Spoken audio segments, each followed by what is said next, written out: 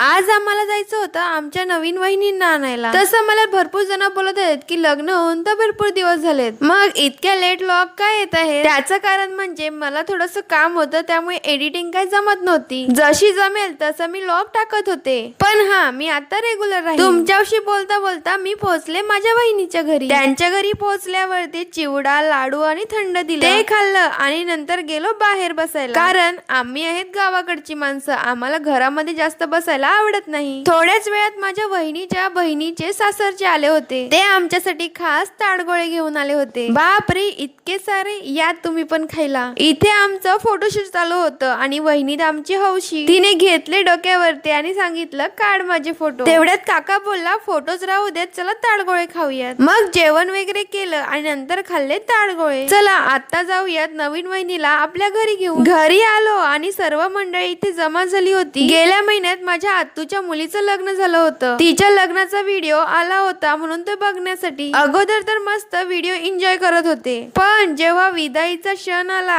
तेव्हा असं वाटलं की सर्व दुःखी होतील. पण इथे तर उलटच झालं. नवरी जितकी लग्नामध्ये रडली असेल त्यापेक्षा जास्त इथे हसली असेल. कारण इथे सर्वांना रडताना बघून दादा एवढे कॉमेडी करत होते की कोणाच्या चेहऱ्यावरचं हसू थांबतच नव्हतं.